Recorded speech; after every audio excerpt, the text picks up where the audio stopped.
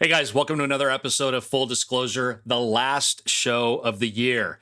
And I wanted to bring on an expert that really could transform 2024 and frankly, the rest of your life forever. And today's episode is all about turning your idea or your expertise into a killer business. Folks, here we go. If you have concerns about your financial future, let's be honest, the world shapes your wallet. We're taking you behind the scenes to look at what's really happening in the real world. Inform, prepare, and empower. This is the Full Disclosure Podcast with your host, John MacGregor.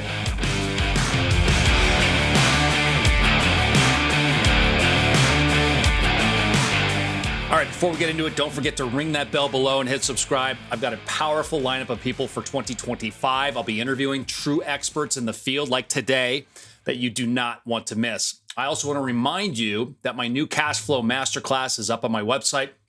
It's roughly 35 minutes. I teach you a very simple cash flow and wealth building strategy, showing you how to create supplementary income, accumulate wealth, and potentially support your ideal retirement, all while generating consistent cash flow with every trade. And importantly to note, this is not day trading at all. I certainly don't have time for that, and I'm pretty sure you don't either. So check it out on my website, as I believe you'll find it quite intriguing. All right, so let's get into it. It is an absolute honor and privilege for me to introduce my good friend, Stephanie Chandler, to the show. And today is all about how to turn your idea or expertise into a profitable, I say killer business. And this is something everyone has, a good idea or an expertise that they're not capitalizing on it, which they should be. And there are so many people listening to this show that want to generate additional income, create a side hustle, get out of the 9 to 5, right? Make money while you sleep, etc. And that's what we're talking about today. So let me do a quick overview of Stephanie, and I'm going to ask her to elaborate a little bit in a minute. So Stephanie Chandler is the author of several books, including the nonfiction book Marketing and Launch Plan and the nonfiction book Publishing Plan. She's the CEO of the Nonfiction Authors Association, which is really a community for writers.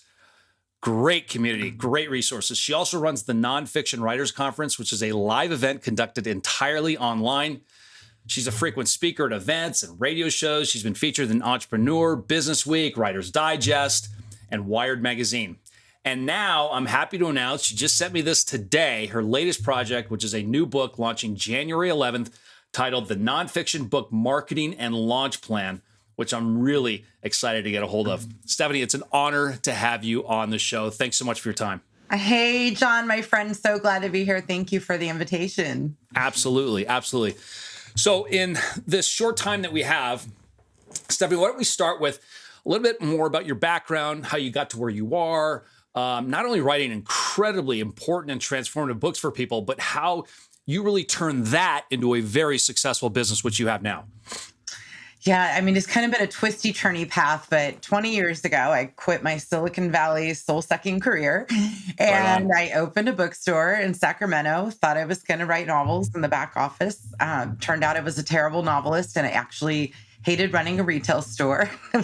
By the way, there's very little money in owning a bookstore and it's also soul-sucking.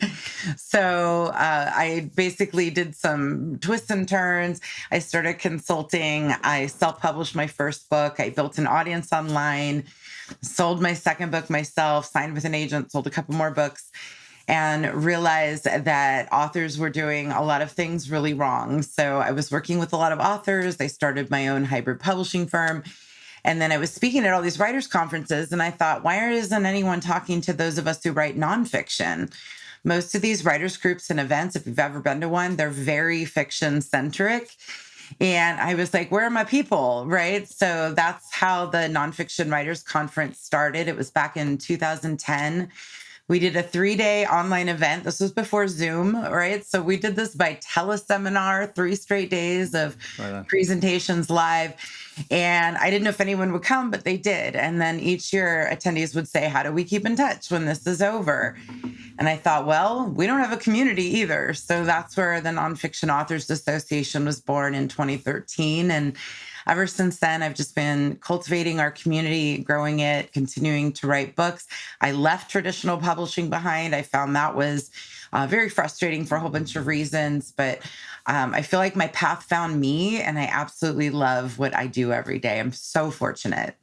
Well, you are the go-to person in this field. There's no question about it. But that is an amazing story. I mean, how you left the corporate world, took that chance, started a bookstore that didn't work out, and then you started writing books. I mean, it's an amazing story. I mean, really commendable, Stephanie. So if we talk about the why someone should write a book, particularly entrepreneurs, right? Or business owners, they're looking to either start a business or grow their business. How impactful is that, or could that be to someone's business? What have you seen with previous people that you've worked with? It's almost essential, John.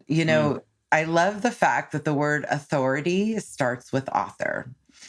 And it really does give you instant authority. It shows your expertise. It gives you credibility. Certainly, if you're doing any kind of speaking, you should have a book. The books help you get booked for speaking. And I tell authors this too, especially if your book comes out and you're frustrated, it's hard to sell. It's hard to sell books. That's a fact. But if that one book can net you 6 figures in revenue from speaking engagements, teaching classes, selling digital products, whatever it is, that alone makes it a really good investment in your time and money to put together a book. So it can absolutely elevate your business in so many ways. Yeah, absolutely. I mean, that's exactly my story when I met you in this little book conference here in Auburn, right? I wanted to start, I left the corporate world myself. I wanted to build a brand, start a business, and I knew that I had to write a book, and that's what I did. Whether it's my courses I sell, the books I sell, of course, which I want to talk about, and now paid speaking gigs. The book is just a catapult for so many ways to make active and even passive income while you sleep. And so you would agree that one of the quickest ways to differentiate yourself among the competitors and build instant credibility is being a published author. Like you said, authority starts with author, right?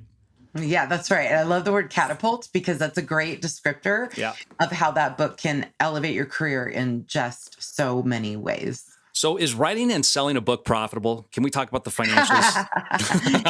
I love the laugh. That's perfect. From book sales alone, typically not very. I mean, it depends. If you're James, is it James Clear wrote Atomic Habits? Like if you're that guy, yeah, it's super profitable. But for most of us, and especially like someone like me, I write for a very small niche market. I write for nonfiction authors. I'm never going to sell 1 million copies of a book.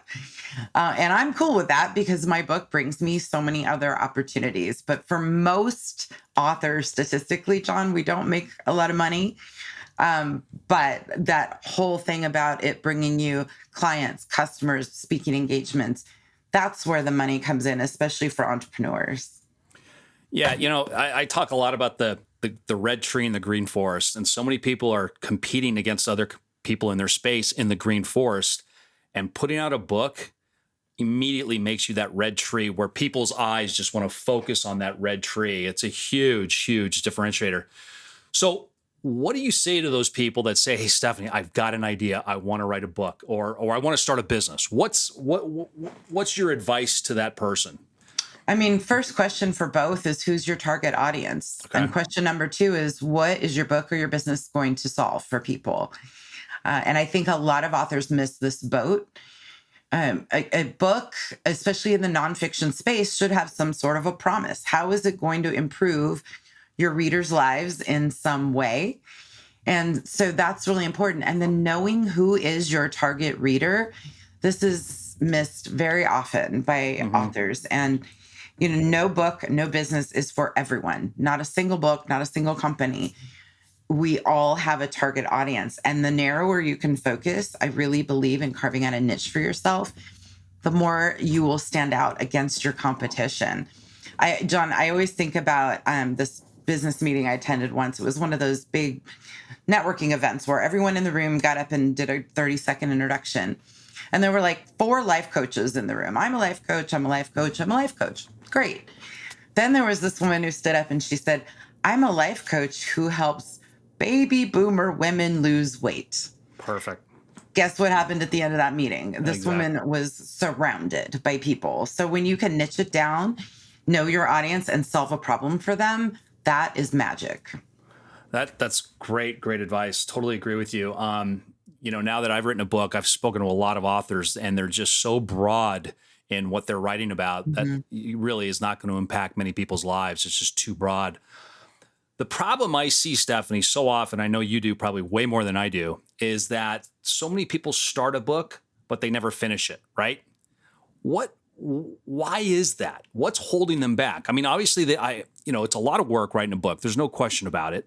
But there are tricks to make life a lot easier. Would you?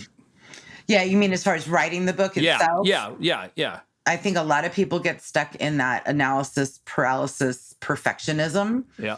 And I get it because, recovering perfectionist. Hi, my name's Stephanie. It's tricky. So really, I think it's good if you have a structure. Outlining a book, I think, is critical because it helps you, chart a path to getting to the end of that manuscript. Doesn't mean it won't change along the way, but it gives you a path. And then, being really scheduling the time into your calendar. And we all struggle with this, right? I hear authors lament that I don't have time for marketing. I don't have time for writing. I don't have time. I get it. We're all busy. We have families. We have day jobs. Guess what? New York Times bestselling authors have day jobs. Somehow we make time for our goals and the things that really matter. We make time to go work out. We make time to spend time with our families. So if you really want this as a goal, you want to make time to make it happen. And for some authors, that means working with a book coach. I'm not a book coach, but there are definitely some great book coaches out there who can help push you toward that finish line or help with that accountability. But certainly not alone in if anybody's listening who's struggling with getting that book written. It's not always easy, especially the first time, but it does get easier with time, especially once you kind of learn your own processes. Yeah, I've always said, I'm on to my second book, and I've always said, just start with an outline. And then once you have your outline, go for a walk and just talk into a recorder and just brainstorm that first topic or that first thing in your outline and just data dump and then go on to the next one and carve out, like you said, on a regular basis, 30 minutes a day or 15 minutes a day. Because I think so many people are just so overwhelmed. Oh, I got to spend 2-3 hours a day in front of my computer. There's, one way to eat an elephant is one bite at a time. And it's can be so much easier than people think it is to get this book published. And, speaking of that,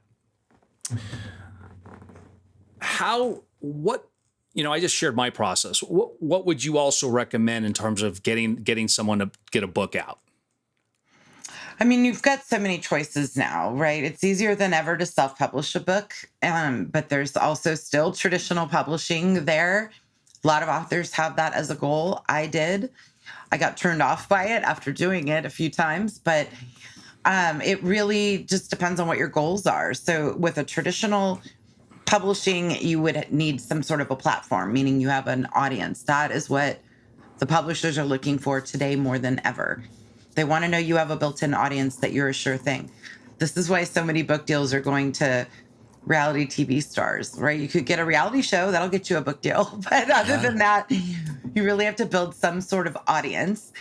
And conversely, so there's self-publishing, and you can literally nuts to bolts do it yourself step by step. I wrote a whole book on how to do that. Or you can work with a hybrid publishing company. And these are companies that you pay to do all the heavy lifting. They find the cover designer, the interior designer, your editors, they handle your book formatting and your distribution. So that's a really popular option for a lot of busy writers or people that own businesses. So how do the financials work for self-publishing, traditional publishing, and hybrid publishing? Yeah, typically? I love this question. So with traditional publishing, on average, you will be paid about $1 a book. It's pitiful. And so you may get an advance up front. The advances have gotten significantly smaller. But let's say you get a $10,000 advance. You will not see another dime until you earn that back from book sales. And if you're earning $1 a book, that means you need to sell 10,000 books before you see another dime. If you flip that over on the self-publishing side, you're probably going to make $7 to $15 a copy, depending on your sales outlet, right? So that's a much bigger margin. With hybrid, you're going to give up a little bit to the hybrid service provider. There are some that take as little as $1. You might give them $2 or $3 a copy, but you're still going to earn far more with a hybrid publisher than you will with a traditional publisher. Interesting. So, and the rules are always changing, I hear, at Amazon. So traditional publishing, you make it a little upfront, and you're going to get $1 a book, but you're not going to get anything until that 10,000 or that upfront is absorbed. So that's kind of why. And then also I went down that route. I think through another book that I was working on, and I had to put together. I spent hours putting together a book proposal. Spent $1,000 working with someone to put it together, and in the end, the agent said, "No, thanks. I'm not interested." Just like that. So that was an interesting experience for me. And so is that typically why you see this massive push into self-publishing as opposed to traditional publishing, Stephanie? I think that's one of the reasons. It's certainly harder than it ever has been to get a book deal. And I'll tell you, John, I left traditional publishing by choice because of the lack of control over my work. Yep. Because you're going to do the heavy lifting no matter what. It's a myth if you think that the traditional publisher is going to do all the marketing for you. That's just not the reality. Right. They still expect you to do that. So here I was under contract. I'm doing all the work. I'm building my audience. I'm selling the books. Yet I'm making $1 a book. I've had my book titles changed. I have covers I don't like. The last publisher called me at the very last minute and said, "We want you to pull a chapter. We don't care which one. We're trying to cut costs." And I thought, okay, I'm never letting that happen again. Yeah. So, the move toward self-publishing, for some people, it's just a cheap and easy way to get it done, right? There's a lot of, especially in the fiction space, there's a lot of people, hobbyists, who do it just because they want to do it and get their books out as rapidly as possible. The romance genre is like doubling every year because of this. It's very interesting. But it's easier than ever. It's less expensive than it used to be. And it's just very attainable, really. Yeah, my wife just wrote a book titled "Feel Good Again," and it's a nutritional book for women about hormones and so forth, transforming their psychology around dieting and nutrition. And she did the whole thing herself through Amazon. And my gosh, it's so easy for her to upload that book and set it all up. I mean, they really guide you nicely. And then she had the book cover done. But going back to the financials, Stephanie, say you got a book on Amazon selling for $18. Can you break down what they take, what the author takes, the printing costs, et cetera? And at the end of the if we just go with kind of a standard, let's say 6x9 trade paperback business book, 200 pages, it's probably costing you somewhere in the neighborhood of, for round number purposes, we'll say $5 a copy. That's your wholesale cost of your book. Amazon is going to take 55% off your retail price. Okay. So if you have a $20 retail price, you're the numbers guy, John. That's $9.50, $9.25. They're going to pay you something in that neighborhood. That's right. So they pay you that let's say $9. It costs you $5 to print it. You've earned $4 on that sale. Ah, very interesting. Very interesting. And does Amazon have control over the price of your book? No. So, well, with one exception. So you set the price of your book. Yeah. Amazon does have some pricing control on the Kindle side. So your ebook price and the audiobook, really. But your ebook price, they want you to price at $9.99 or less. If you try to go over $9.99, they flip your earnings around. So instead of earning a 70% royalty on your sale, you earn 35%. So they're trying to price fix, really, ebooks. It's been very frustrating for publishers. The bigger presses like Random House gets away with $13, $14.99 for ebooks. They must have a handshake deal with Amazon, but the rest of us have to price at $9.99 or below. Thank you. Interesting.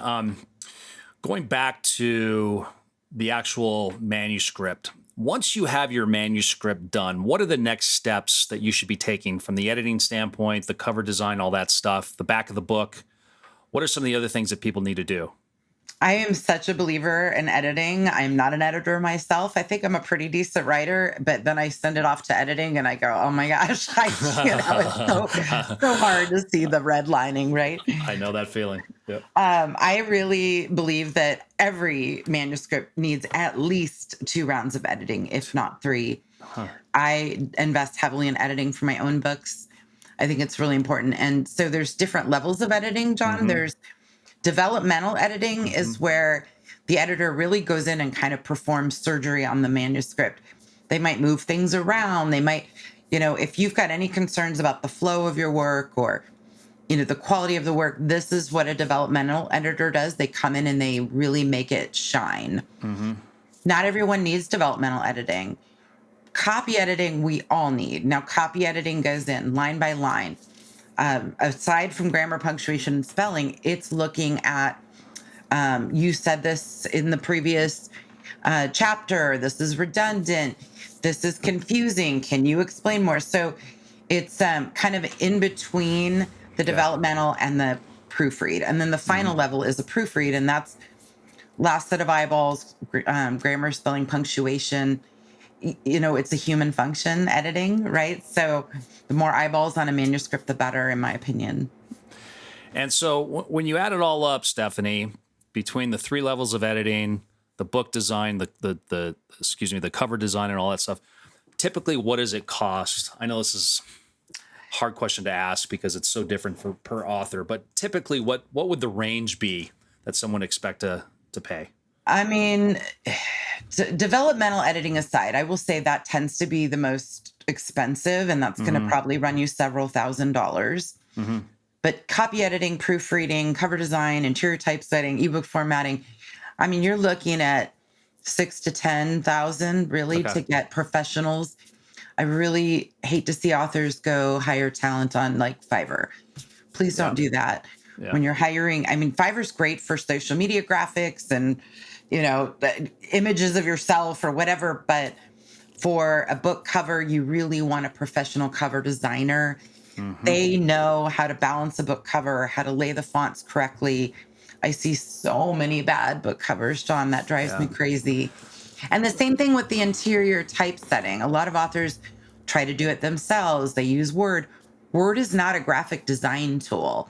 A true graphic designer will import your manuscript usually into software like InDesign, which handles the pagination, which makes everything look more sophisticated. You've got headings properly, page numbers numbered correctly. So if you can afford it, I am not a super fan of DIY your book unless you absolutely have to. So assuming $10,000 to get this book done, but you think of the impact that that's going to have on your overall business or your brand.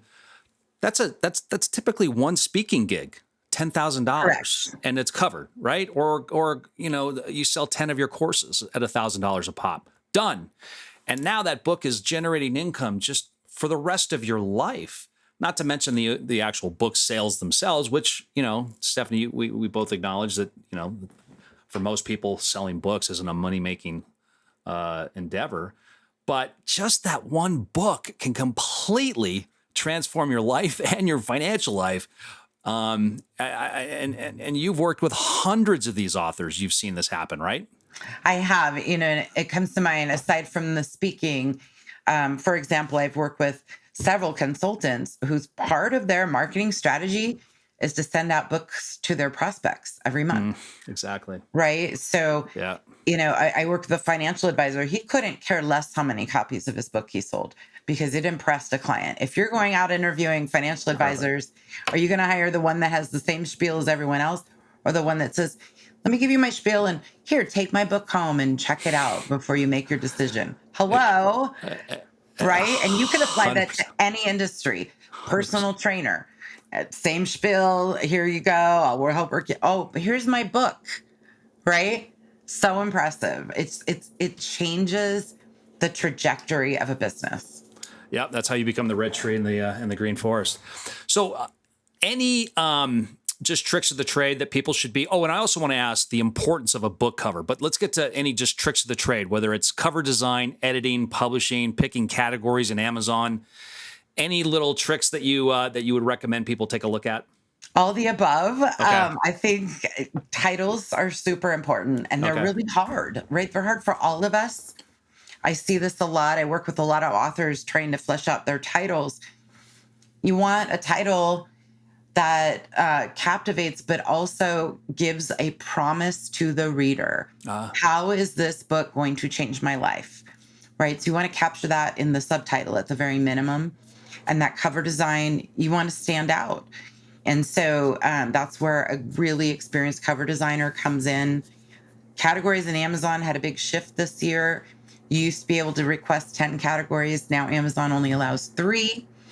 So that's changed quite a bit. I think Amazon ads are a great investment for nonfiction writers. We're seeing a ton of success with those. They're pay-per-click based. You can create your own Amazon ads account and set those up. So they're based on keywords. You can input keywords that you think people are looking for your book. You can put in competing book titles, competing author names. All of those become keywords that you're bidding on. And I just went through this because I've got a book launching. Yeah. Your clicks can be anywhere from 30 cents to $3, depending on the popularity of each phrase. Wow. But it's that ROI, right? So your book is shown in the sponsored books area. And if I click on it and I don't order it, then you've just paid your 30 cents. But if I click on it and order it, you've spent 30 cents to make a $5 or $7 sale, perhaps, right? Makes a lot of sense, yeah. So most of us can come out ahead if these ads are tuned properly. That's really, really insightful. It's cheap advertising. I mean, if you think about that, John, because I actually will overspend on my Amazon ads because I just want the book in front of my audience, right? So I'm able to serve it up against everything else in the publishing realm, right? And have it appear, because I also know the old adage of marketing. You know, we look at a product 8 times before we decide to make a purchase. So I want that book to repeatedly show up. I want people to see my name. I want, that exposure. So I will actually overspend on those ads. It's the cheapest advertising you can get, really. Wow, that's good to know. No, I'm glad you shared that. Speaking of your latest book, the nonfiction book, Marketing and Launch Plan. Why did you write this book? What was the purpose of it? What did you see the need for? Yeah, so I teach a course called the Book Marketing Master Course, and I started teaching this course 4 years ago. And my goal was to create like a 100-page workbook to go with it. And it kept growing, and it kept growing, and it kept growing. So the workbook got to be over 200 pages, and the students in the course would ask to buy extra copies. They wanted to give them to their clients. They wanted to give them to their author friends. And I thought, you know what, this thing really deserves to stand alone. And so after much debate and a lot of tweaking, because the rules are constantly changing, and by the time it comes out, 5 things will probably need to be updated. But it's finally being released. It's an 8.5 by 11. It's not a workbook with a bunch of blank pages. It does have over 50 exercises for authors to complete. So my goal, though it's very comprehensive, is that it actually removes a lot of that fear that people have around the marketing. It helps you understand the progression so that you feel confident and you can decide which tactics will work best for you. That's amazing. I can't wait to get my hands on that. And it's so timely. So thanks so much. And I appreciate the copy you're going to send me, right? That's right. I got you. That's awesome. So Stephanie, we're right at the end here. Any final words for people listening to this? I would say just commit to it and do it. I often say that, writing a book sounds like a mammoth undertaking. But if you think about it, if you write 1,000 words a day, which is about 3 typed pages, and most of us are doing that in some form or another, right? Maybe you're blogging, maybe you're writing articles. You can crank out 1,000 words. If you did that every day for 60 days, you'd have a pretty substantial manuscript. So that would be a great goal to set for 2024, is to write your 1,000 words a day, or even 500 words a day. And your book doesn't need to be 60,000 words. By the way, the trend has been shorter books. Used to be 60,000 was pretty standard for a business book. Now you can get away with 40. Thank you, Seth Godin, for writing shorter books. So I would say it'll be one of the most rewarding things that you will ever do. And here I am, I'm on my 11th book. It is still just as fun to release. It is really exciting. It's so rewarding. Like, I feel like a kid at Christmas getting to have this gift of putting something that I'm really proud of out into the world and helping people with it. Out in the world forever, right? Yeah, forever. It's a legacy too. It's a total legacy. I love that. So lastly, Stephanie, if people want to learn more from you or get access to your resources or your coaching, where should they go? Thanks, John. Yeah, Nonfiction Authors Association.com. We've got courses. I have a book marketing master course starting in January. I love teaching this. It's a 6-week course. Our Nonfiction Writers Conference comes up in May. I don't do a whole lot of coaching. I usually do about 2 consulting clients every 6 months, but that is a possibility, and it's all there at nonfictionauthorsassociation.com. Nonfictionauthorsassociation.com. That's right. Perfect. And don't forget, everybody, her new book, the Nonfiction Book Marketing and Launch Plan, coming out on January 11th, correct? That's right. That's right. Awesome. That's so exciting. So exciting. What a way to kick off your new year. Yeah. That's great. Well, Stephanie, I can't thank you enough. Just amazing content and information. And this is just so pertinent to my audience. Most of them are entrepreneurs or aspiring entrepreneurs, and they want to differentiate themselves. They want to build a brand, and there's no better way to do that with a book. You're living proof of that. I'm living proof of that. Thousands of other people are living proof of it. Yes, it takes a little work up front, but once it's done, and it's yours forever. So thanks again, Stephanie. Just awesome. Really appreciate it. Thanks, everyone. Always a blast. Don't forget to hit subscribe. Please leave a comment. Love to hear from you. Love your feedback, your ideas and suggestions for other topics or other speakers you want to hear about. As always, have a great weekend. Aloha. Thanks for listening and supporting Full Disclosure. If you like this episode, remember to like and subscribe and follow Full Disclosure. To make a better financial plan for your future, join our Cash Flow Bootcamp, where John shows you a safe and smart way to turn your investments into a steady income stream in a fraction of your time. Learn to make money in any market. Until next time.